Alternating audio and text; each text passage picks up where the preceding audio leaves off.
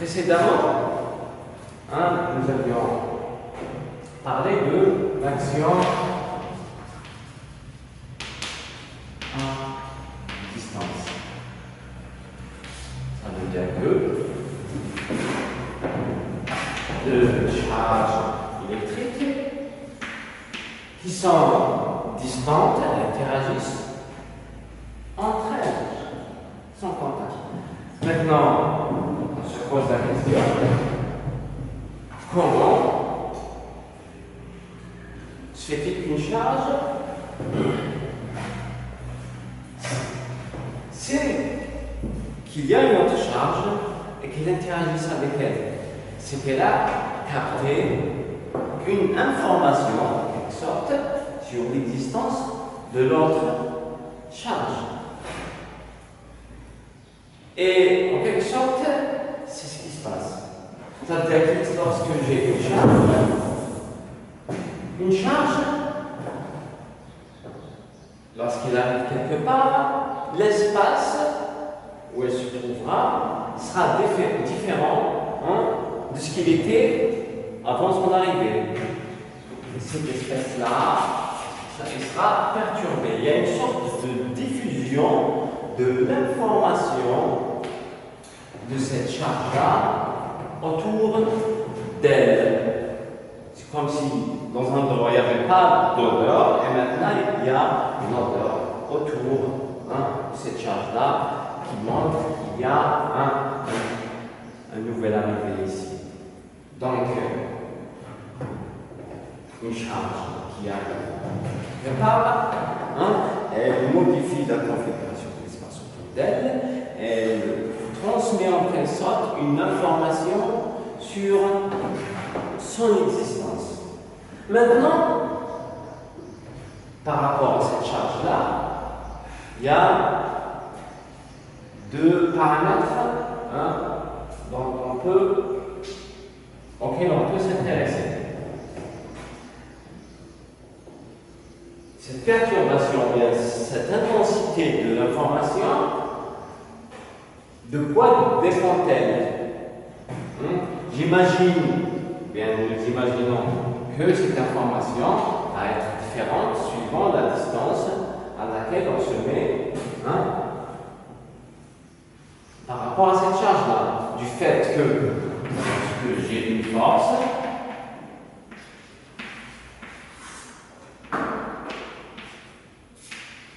l'importance de cette force-là, elle dépend de la distance entre les deux charges. Donc, nous imaginons que l'information sur son existence ici et là soit différente. Et puis, aussi, si nous prenons ici une des deux charges, c'est si je rends Q2 par exemple là plus importante, F sera plus importante. Donc je dirais que l'odeur de cette charge-là autour d'elle, elle va être plus importante plus la charge est importante. Nous pouvons comparer ça à, disons, un plat de sardines. Si je prends un plat où il y a un certain nombre de sardines, on met mon endroit ici, je vais avoir une odeur plus forte. Une odeur plus forte si j'avais 100 sardines. Donc, l'information devient plus intense, mais au même endroit. Là, j'ai augmenté la quantité. Donc, je dirais que c'est la même chose qui se passe pour la charge. Donc, cette intensité de la charge, elle est proportionnelle, l'intensité de l'information sera proportionnelle à la quantité de la charge, disons des sardines. Maintenant, supposons que j'ai une sardine là. Ici, l'odeur sera assez forte, mais l'odeur s'affaiblira plus m'éloigne d'elle, plus moins l'odeur sera forte. Donc je dirais que l'intensité de l'information est inversement proportionnelle à la distance. Donc,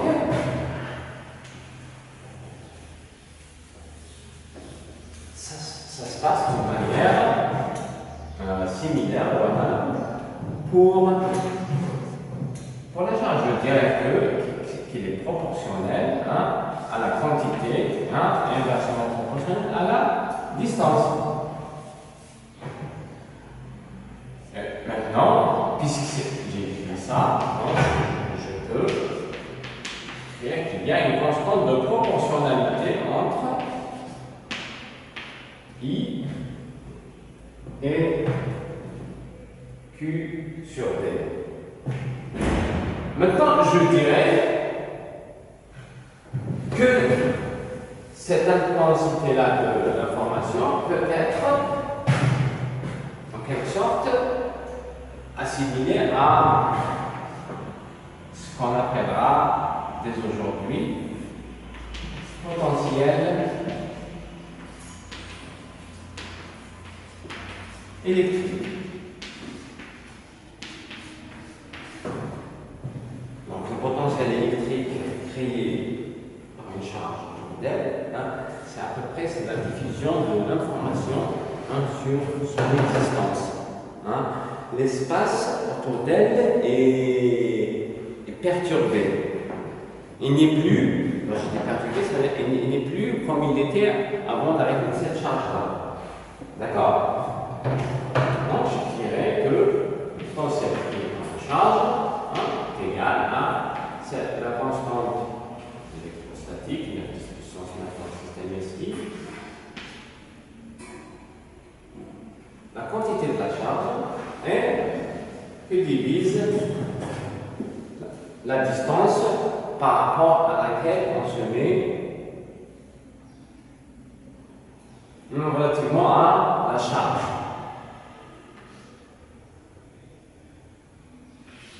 Ici, l'unité en mètres et l'unité de mesure de la charge dans le système international, c'est le coulomb. D'accord? Et puis, si vous vous souvenez,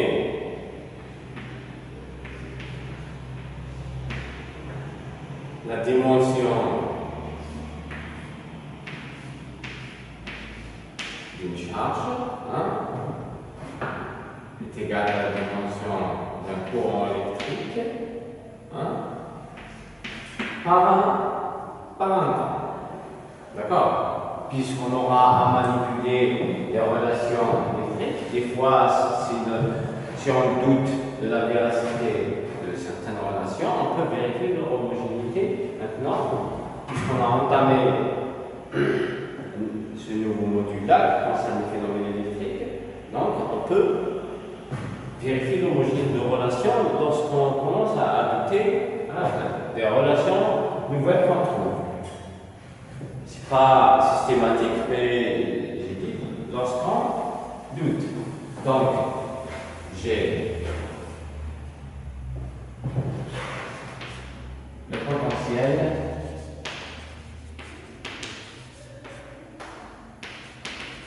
électrique.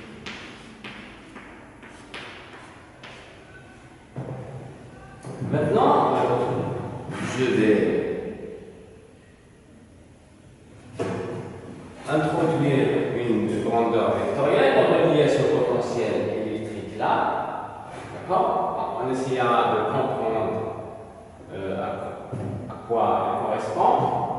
Et prochainement, nous allons expliciter leurs propriétés, d'accord? Mais aujourd'hui, nous allons nous intéresser à ce potentiel-là et puis à cette grandeur vectorielle que je vais définir. Donc, prenons une charge positive.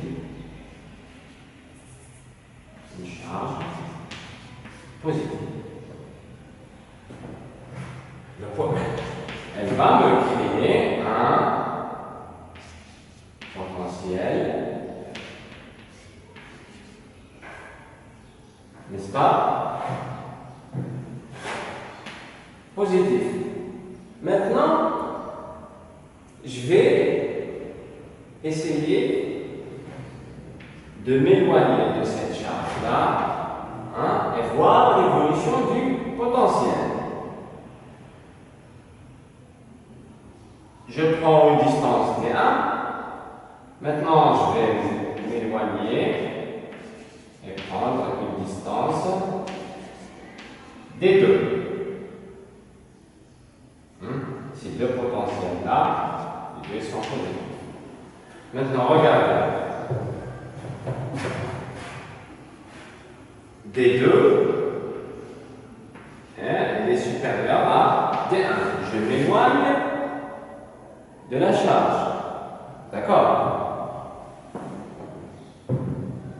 Donc, 1 sur D2 est inférieur à 1 sur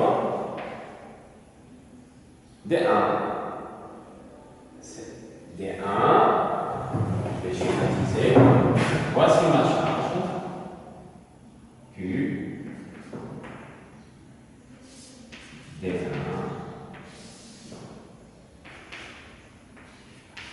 D2. Je multiplie par des valeurs positives. C'est une équation, je la multiplie par des valeurs positives. K, Q. Puis je dis que la charge est positive. Donc K, Q sur D2 est inférieur à KQ sur D1. Et KQ sur D2, c'est V2. Et là, c'est V1. Ça veut dire, ça c'est la position 2, la position 1. Donc le potentiel ici, hein, il est inférieur au potentiel là. V2 est inférieur à V1. Ça veut dire, lorsque je m'éloigne de cette charge-là qui est positive, hein, j'ai le potentiel qui diminue. Si je prenais V3 à une distance d3 encore, c'est-à-dire un emplacement plus lointain, je vais avoir moins. Nécessairement, on va raisonner de cette manière-là. Donc, le sens dans lequel les potentiels diminuent comme ça.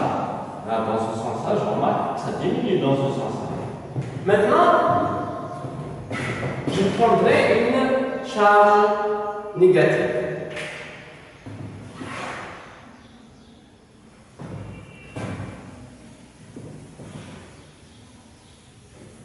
Pour une charge négative, donc je prendrai deux positions. Hein. Je vais avoir un potentiel, un certain emplacement D1 et un emplacement 2. Je vais avoir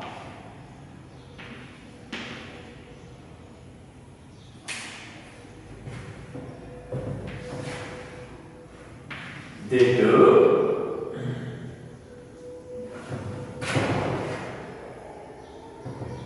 est supérieur à D1. Qu'est-ce que ça correspond à un emplacement plus loin. Donc l'inverse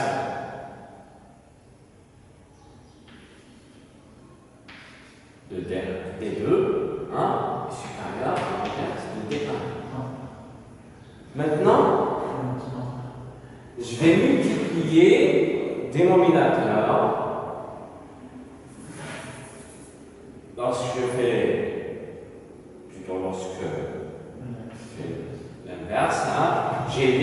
l'équation qui change de sens. Je multiplie par une valeur qui est négative. Parce qu'ici, on le cas d'une charge négative. Hein? KQ, puisque là, cette constante est positive. KQ sur D2. Hein? Je vais l'écrire comme ça. KQ est inférieur à 0. Hein? Je mettrai ça. Hein? Ça et ça. Donc je vais avoir KQ sur D2. Maintenant, hein, une équation elle va changer de sens. Je vais avoir ça. Donc, KQ sur D2, KQ sur D1. Et ça, c'est V2. Et ça, c'est V1. Ça veut dire que lorsque j'ai une charge négative, V2 est supérieur. Hein? La charge négative, V2, il sera supérieur à V1. Contrairement au cas où on a une charge négative. Donc les potentiels diminuent de manière, dans des sens différents, selon que la charge est positive ou négative. Pour exprimer ça avec une relation qui nous donne une autre grandeur qui va signifier pratiquement la même chose, mais de manière différente. Ce que nous sommes en train de raconter, ce sera un vecteur qui va me montrer le sens dans lequel les potentiels diminuent. Maintenant, le potentiel qui correspond à cette information-là est une grandeur scalaire. Là, je n'ai pas parlé d'orientation. C'est lorsque j'ai parlé du sens dans lequel elle diminue qu'il y a un problème d'orientation. Donc le potentiel, c'est un scalaire. Maintenant, lorsque il diminue différemment selon que la charge est positive ou négative. Et la diminution, c'est une variation, disons, négative, où il n'y a pas un gain, disons, une variation négative. Et lorsque un scalaire varie différemment suivant le sens, j'utilise un opérateur vectoriel que j'appelle gradient. Donc, gradient de V, c'est-à-dire c'est un vecteur qui me donne comment V, qui est un scalaire, comment il varie suivant les différentes directions. Là, j'ai pris une direction comme ça, mais ces positions-là peuvent être dans tous les sens, dans le sens de ces rayons-là.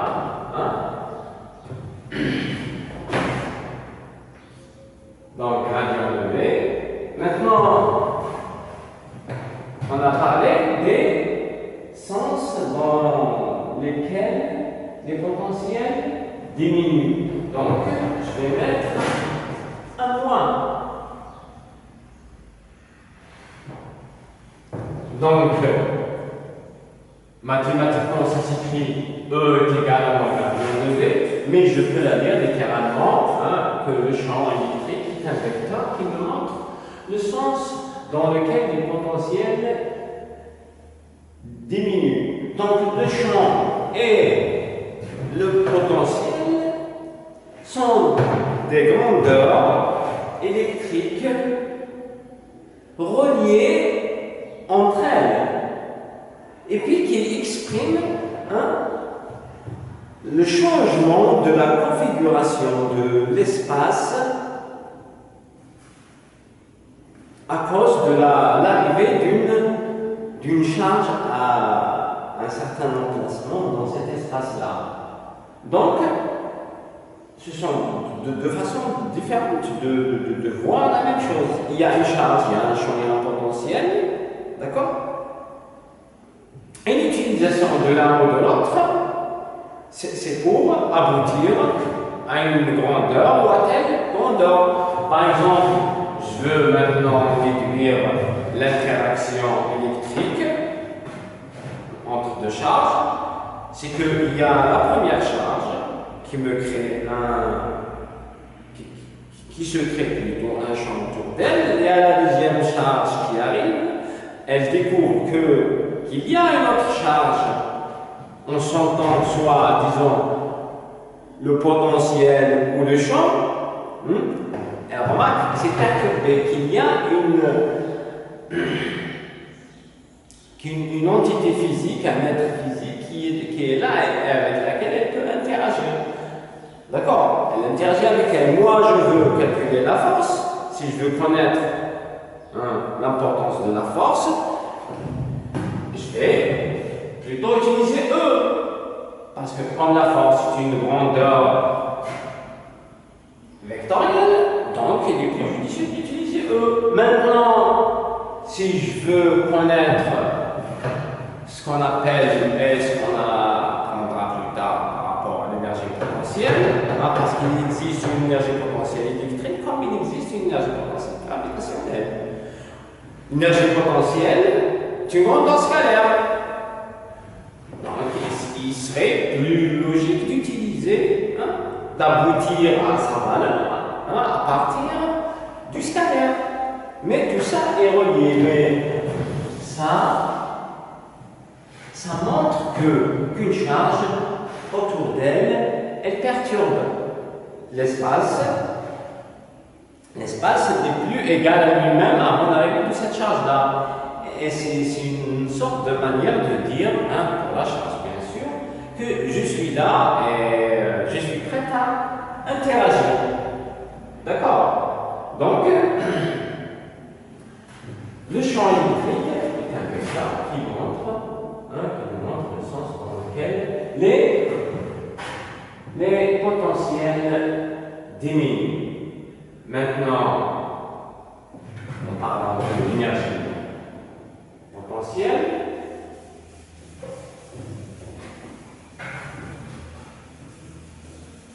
Par rapport aux rondeurs, voilà, aux rondeurs qu'on peut déduire de ça et de ça, c'est selon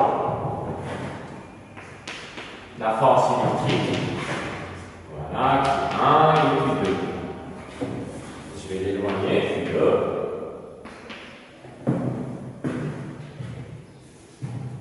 Au départ,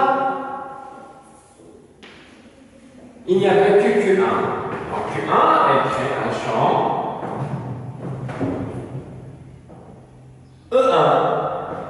Q1, elle crée un champ E1 ici. Elle crée un champ partout.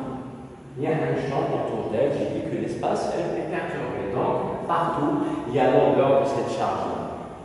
Donc, il y a aussi cette odeur-là. À l'endroit se trouve Q2. Donc, ici, il y a un champ Q2. À l'emplacement où se trouve Q2. Donc, cette charge-là va subir une force qui sera égale à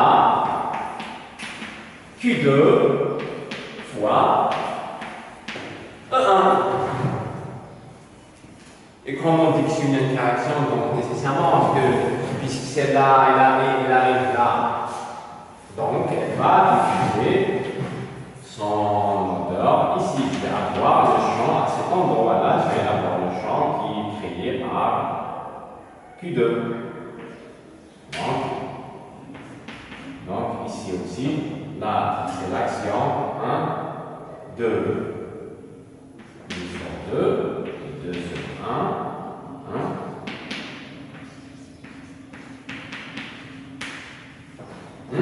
Et si j'aurais à exprimer ces deux vecteurs-là, je vais trouver que réellement, voilà, c'est une interaction qu'il y a entre les deux. Donc la relation à apprendre, c'est que force électrique est égale,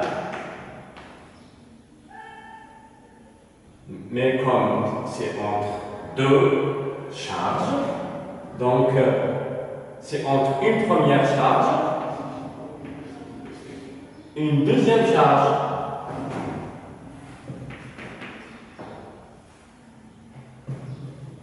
D'accord? Ça, c'est le champ créé par une charge. Hein? Maintenant, cette charge-là, elle va subir une force de l'autre charge qui a créé E2. Voilà. Donc, à partir de E, je peux déduire F. Une grandeur vectorielle, une grandeur vectorielle. Maintenant, pour l'énergie potentielle, je vais la déduire avec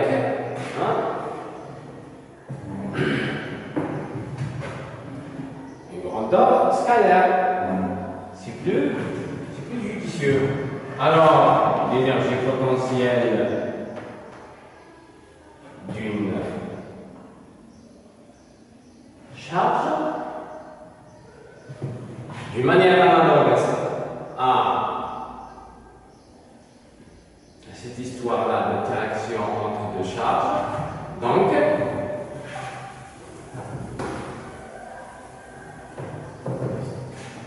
une charge toute seule, elle ne peut pas avoir d'énergie potentielle. Hein? C'est lorsqu'il y a une autre charge qu'elle peut avoir. Voilà, il y a une interaction. Moi, je ne peux pas avoir d'énergie potentielle gravitationnelle s'il n'y a pas de Terre. S'il y a un corps massif qui est la Terre, voilà. Donc, j'ai une énergie potentielle. Et dans l'expression que vous connaissez tous, MGH, la fameuse, le G, là, correspond à la Terre. Sans la Terre, il n'y a pas de G, et puis il n'y a pas d'énergie potentielle. Donc, la charge Q1 va avoir une énergie potentielle à cause ou grâce à la charge Q2. Elle le sait comment? Elle le sait parce qu'il y a ici un potentiel.